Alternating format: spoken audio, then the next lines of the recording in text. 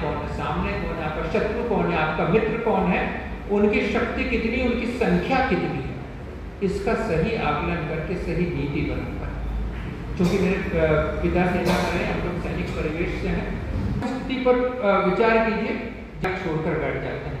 मैंने द्रौपदी के साथ उनकी मित्रता की चर्चा की, यहाँ विचार कीजिए कि कैसी स्थिति है कि घोर निराशा में अर्जुन। आज जीवन में जितने तनाव है, जितने स्ट्रेस हैं, आप लोग रोज अखबार में आपको सामान्य तौर पर एक कहीं समाचार पढ़ने को मिलता है कि एक युवा आत्महत्या कर रहा है। इस स्ट्रेस हथियार छोड़कर बैठ गया है, उसको 700 श्लोक के माध्यम से दोबारा खड़ा करते हैं। अर्जुन, आप ये सोचिए कि अगर अर्जुन को योगेश्वर ने श्रीमद् भगवद गीता नहीं सुनाई होती तो अर्जुन आज इतिहास में भगोड़े के रूप में कहीं हम उसको जान रहे होते हैं। उस भगोड़े को अगर परम योद्धा के रूप में किसी ने स्थापित किया तो स्थापित करने वाले योगेश्वर थे। यानी वो जो एक, आप जिसको मोटिवेशनल स्पीकर कह सकते हैं, कितनी प्रेरणा, और अर्जुन की सारी समस्याओं का, उनकी सारी जिज्ञासाओं का समाधान जो है योगेश्वर ने वहां के वहां किया। तो एक जो युद्ध छोड़कर जा रहा था उसको महाभारत का नायक अगर किसी ने बनाया तो योगेश्वर ने बनाया। हाँ, मैं ये भी कहूँगा कि तब भी इस पूरे महाभारत के महानायक तो योगेश्वर से नहीं थे। उन्होंने युद्ध में किसी तरह की प्रत्यक्ष भूमिका नहीं निभाई, लेकिन परोक्ष रूप में हर जगह जो है वसुदेव सर्वम, हर जगह जो है कृष्ण ही थे।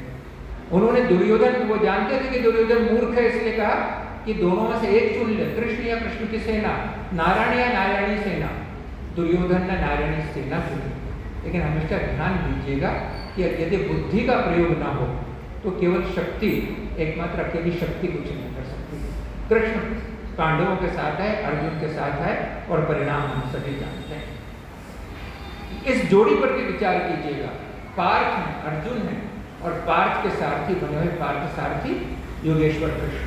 कितनी बड़ी मित्रता, मित्रता की दृष्टि से देखिए या गुरु शिष्य की दृष्टि से देखिए। अर्जुन जो है उनके चरणों में झुकता है, सारे जब हथियार छोड़कर बैठा है, और उसके बाद फिर उनके चरण छूकर ही जो है युद्ध के लिए खड़ा होता है। ऐसी जोड़ी में आप चाणक्य और चंद्रगुप्त को देख सकते हैं।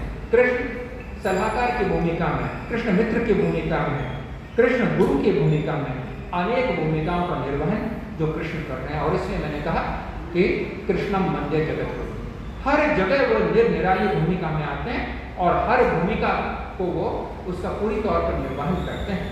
और जब वो जो मुझे याद आता है वो जो दूसरा श्लोक है संभवतः 12वें अध्याय का, न त्वेवाहम जातुनासम, उसमें वो कहते हैं कि अर्जुन ऐसा कभी भी नहीं था कि मैं किसी काल में नहीं था या तू नहीं था अथवा ये सारे राजा नहीं थे, न ऐसा है कि इसके आगे हम नहीं।